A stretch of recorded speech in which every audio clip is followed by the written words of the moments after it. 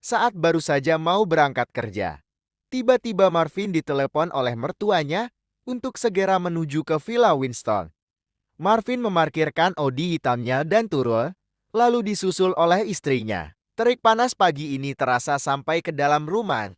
Hawa tegang dan beran yang ada di raut wajah anggota keluarga Winston begitu terpancar, mengeluarkan aura tidak nyaman. Derek Winston cuma menyuruh menantunya masuk sampai ke ruang tamu duduk di sini.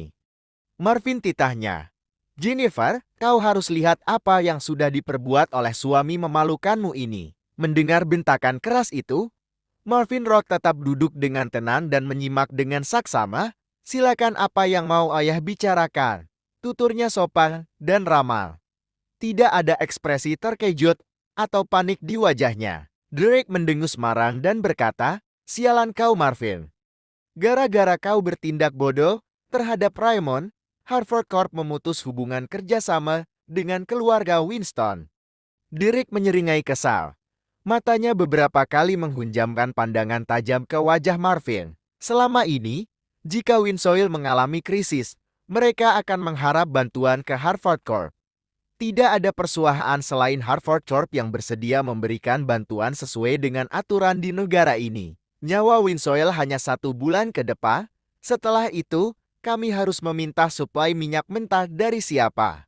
Roderick menggeram. Rasanya dia ingin memukul habis wajah Marvin. Russell yang sudah siap dengan setelan kantoran pun menghardik, "Ipar sok hebat. Gara-gara ulah konyolmu itu, keluarga Harvard telah mencoret nama keluarga kami dalam perkara apapun, termasuk bisnis. Sekarang, kami tidak ada lagi yang bisa diandalkan." Apa yang disampaikan Ayan dan anak tersebut merupakan bentuk kekesalahparan. Wajar jika mereka berontak. Bahkan, keluarga Winston berada dalam bahaya. Derek menumpahkan kemarahannya pada menantu bodoh ini. "Marvin, kau sangat keterlaluan. Keluarga Harvard sangat marah terhadap kami. Awas saja, jika terjadi sesuatu yang membahayakan pada kamu, kau yang akan bertanggung jawab." Ancam Roderick makin naik darahnya. "Kau ipar tidak berguna, Marvin. Tidak puas selama 1 tahun, buat kami susah dan malu. Sekarang kau buat ulah lagi. Menyesal kami telah menerimamu di keluarga kami." Sungut Rosal sambil mengerutkan alis. Jennifer berusaha menenangkan keluarganya. "Ayah, kakak, bisakah kalian lebih pelan dan sabar bicaranya?" "Diam kau, Jennifer. Suamimu pantas mendapatkannya karena dia telah merusak nama baik dan bisnis keluarga kita." Sentak Roderick seraya menunjuk-nunjuk putrinya. Marvin mendapat sarapan pagi yang pahit pagi ini. Sebuah santapan panas yang menyakitkan jendang telinga dan hatinya. Meski terus dihantam dengan omelan, tubuhnya tetap tegap, tak gentak sama sekali. Setelah mengatur napas beberapa saat, dia pun menjawab dengan tenang, "Baiklah, ayah. Soal putusnya kerjasama dengan keluarga Harvard, itu merupakan berita yang sangat baik." Marvin tersenyum tipis dan matanya berbinar. Derek terperanjat kaget dan alisnya berkerut. Dengan memampang wajah tak percaya, dia berkata, "Kau sudah tidak waras, Marvin. Bagaimana cara kau berpikir dengan mengatakan itu berita yang sangat baik?" Cecarnya makin menyeringai. Russell berkacak pinggang. Sembari tersenyum miring, dia berkata, "Parah. Kami puluhan tahun menerima suplai minyak mentah dari mereka. Sementara kau bilang seperti itu? Marvin, kau kurang ajar sekali. Kau sangat keterlaluan." Maki Russell makin beran. Track record Winsoil diketahui dengan sangat detail oleh Marvin. Dia tidak perlu penjelasan panjang lebar tentang Winsoil yang punya ketergantungan bahan mentah kepada Harvard Corp. Winsoil sama menderitanya dengan Rock Elcher dan beberapa perusahaan energi lain di Chemisland yang masih sabar berada di bawah ketiak Harvard Corp. Keberanian Marvin bicara seperti demikian jelas karena sebuah alasan. Bagi keluarga Winston yang sudah diselimuti rasa benci yang besar terhadap Marvin akan sulit menerima kebenaran. Meskipun Marvin sampai berbusa-busa mulutnya menjelaskan semuanya dengan rinci. Derek menatap Marvin lurus-lurus dan berkata tegas, "Kau harus segera menemui Raymond atau bos Harvard secepatnya, Marvin. Jika tidak, Winsoil akan sangat terancam." Kemarahan dan keresahan terpancar jelas di raut muka Derek. Dia tidak ingin bisnis yang sudah berjalan puluhan tahun ini sontak berhenti gara-gara Marvin seorang. Akan sangat lucu jika memang terjadi. Marvin menegakkan bahu dan berkata dingin, Winslow tidak perlu lagi mengharapkan minyak mentah dari Harvard Corp. Mulai bulan depan silakan bekerja sama dengan Oxy Oil. Namun sekarang mereka telah mengganti nama menjadi Rochexil. Mendengar ucapan santai yang keluar dari mulut Marvin itu, Russell makin mendidih darahnya. Kau sangat aneh, Marvin. Kau tidak terlalu mengerti daripada kami di sini.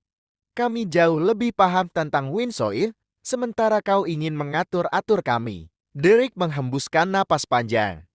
Idemu tidak masuk akal, Marvin. Kau harus tahu, kami hanya boleh menerima suplai minyak mentah dari Harvard. Tidak ada dari yang lain. Marvin bertanya dingin, bukankah kemarin Oxy Oil sudah mengirimkan minyak mentah kepada kalian senilai $1 miliar? Hanya kebetulan, sergah Russell berjalan mondar-mandir di sekitar ruang tamu. Dia semakin gelisah. Bakal tidak tenang aku bekerja selama 1 bulan ke depan. Gara-gara kau, ipar menyebalkan. Dengan tenang Marvin menjelaskan kepada mereka bahwa Rochexil akan memberikan minyak mentah bahkan untuk waktu yang cukup lama dan benar-benar tidak lagi mengharapkan bantuan dari Harvard Corp.